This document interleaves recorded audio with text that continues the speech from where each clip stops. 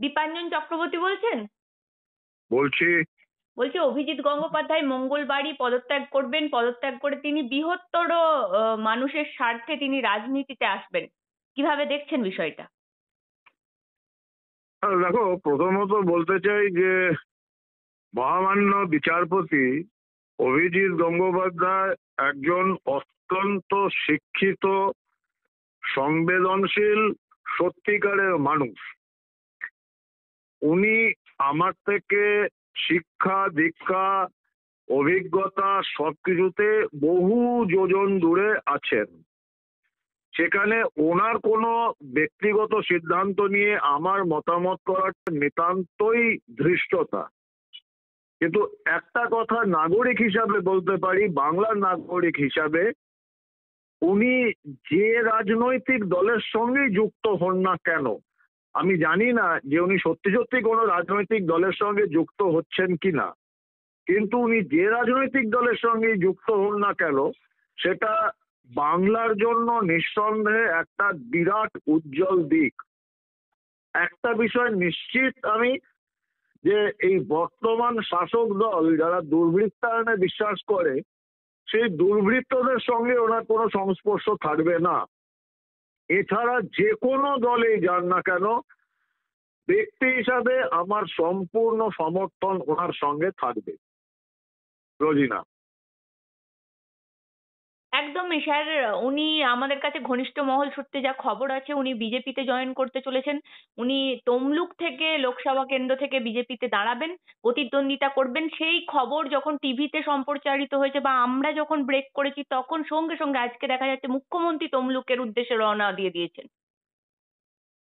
না না, ব্যাপারটা হচ্ছে, দেখো আবার বলি যে যেহেতু ওগুলো সব সূত্রের খবর, তো আমি তো ব্যক্তিগতভাবে শুনিনি বা ওনার কাছ না স্যার, থেকেও সেরকম কোনো কনফার্মেশন পাইনি। তমলুকের কথা যখনই হয়েছে, কাল থেকে যখন ব্রেকিং চলছে তমলুকে সম্ভাব্য প্রার্থী উনি, আজকেই মুখ্যমন্ত্রী সঙ্গে সঙ্গে তমলুকে রওনা দিয়ে দিয়েছেন। কারণ টাফ ফাইট মনে করছেন কি মুখ্যমন্ত্রী কোথাও?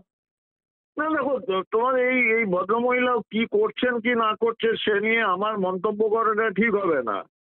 তো ওটা উনি ওনার যা ইচ্ছা তাই করতেই পারেন। তবে এটা ঠিক যে এমনিতেই এই যে জনবিস্ফোরণ হচ্ছে, চতুর্দিকে দেখা যাচ্ছে সন্দেশখালী থেকে সূত্রপাত, এবং যে ভয়াবহ দুর্নীতি দুর্বৃত্তায়ন হয়েছে, সেটা যে শাসক দলের জন্য একটা বিরাট চাপ, সে তো বোঝা যাচ্ছে। ওরা নিজেরাও বুঝতে পেরেছেন যে ওদের পতনের সূত্রপাত হয়ে গেছে। নিজেদের দলেই দেখছো কি অবস্থা চলছে। তাপস রায় শুনছি উনিও নাকি তৃণমূল কংগ্রেস ছেড়ে ভারতীয় জনতা পার্টি জয়েন করছেন। এবং যতটুকু জানি যে এইটুকু রাজনৈতিক যাই হোক না কেন, তাপস রায়ের নামে কিন্তু এখন অব্দি আজ পর্যন্ত সম্ভবত আমি কোনো রকম দুর্নীতির খবর শুনিনি।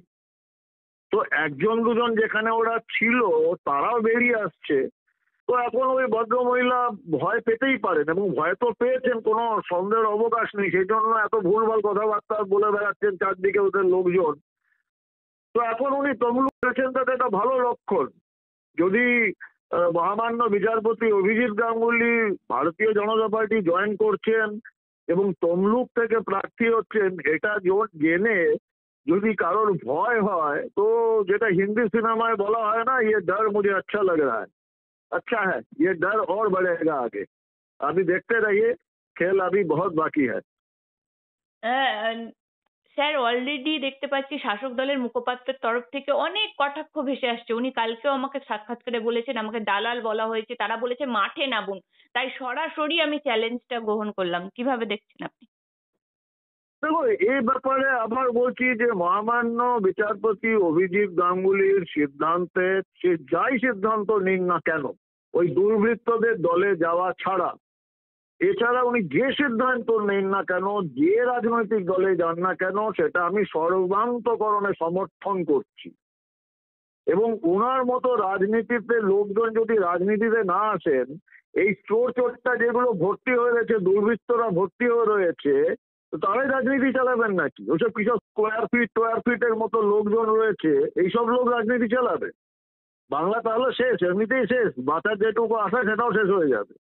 তো ওনার মতো লোক এবং আরো বেশ কিছু নাম আমি শুনছি, যারা অরাজনৈতিক তথাকথিত ভাবে নিজেদের পেশায় সুপ্রতিষ্ঠিত, যাদের নামে কোনো দাগ নেই, এই সমস্ত অনেক লোকজন আসছে।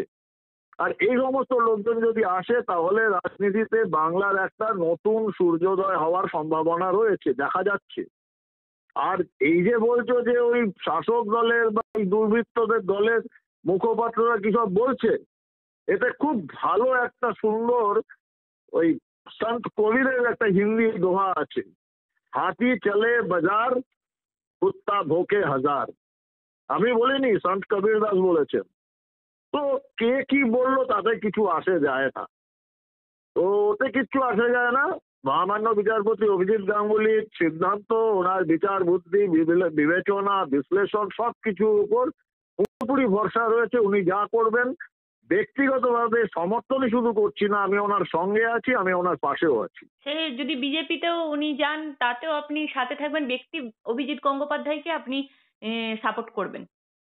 অ্যাবসলিউটলি আমি ওনার সঙ্গে আছি, ওনার সমর্থনে আছি। যদি উনি ডাকেন আমি ওনার হয়ে প্রচারেও আসবো, এটাও আমি বলে দিলাম। সে উনি যে রাজনৈতিক দলেই যান না কেন, এই দুর্বৃত্তদের দল ছাড়া, এই শাসক দল ছাড়া, যে কোনো সে দলে উনি যান না। কালকে পরিষ্কার করে দিয়েছেন, আমি আর যাই হোক তৃণমূল কংগ্রেসে যাব না। তিনি পরিষ্কার আমাদেরকে জানিয়ে দিয়েছেন। আর এমনকি তিনি বলেছেন অভিষেক বন্দ্যোপাধ্যায়ের নামও উনি মুখে নিতে চাননি, এরকমও না মন্তব্য না, করেছেন। না, খুব ভালো বলেছেন। সবার নাম সবারকে মুখে নিতে হবে তার তো কোনো দরকার নেই। ওই সমস্ত লোকজনের নাম যত মুখে কম আনা যায় ততই মুখটা পবিত্র থাকে, নাহলে ওটাই বেটার। আর ওনার সঙ্গে রয়েছি, আমি আবার বলছি, যদি উনি বিজেপিতেও জয়েন করেন, উনি যদি, জানি না, এগুলো তো আমি কনফার্ম না, তোমাদের মুখ থেকে শুনছি, উনি যদি বিজেপিতেও জয়েন করেন, উনি যদি কোনো লোকসভায় ক্যান্ডিডেট হন, নির্বাচন লড়েন, এবং উনি যদি একটাও আওয়াজ দেন, আমি এসে দাঁড়াবো ওনার পাশে, আমি ওনার সঙ্গে প্রচারে থাকবো। এটা আমি বললাম, কারণ এটা দরকার। বাংলার মানুষকে ঘুরে দাঁড়ানোর সূত্রপাত। ওনার মতো মানুষ যদি না আসেন তাহলে কারা আসবেন? এই যে চোরটাগুলো ঘুরে বেড়াচ্ছে, দুর্বৃত্তরা ঘুরে বেড়াচ্ছে, স্কোয়ার ফুটের মতো লোকজন, তারা থাকবে? তো আমি তো ডেফিনেটলি ওনার সঙ্গে আছি, এতে কোনো সন্দেহের অবকাশ নেই। ধন্যবাদ স্যার আপনাকে আমাদেরকে সময় দেওয়ার জন্য। নমস্কার। ধন্যবাদ, জয় হিন্দ।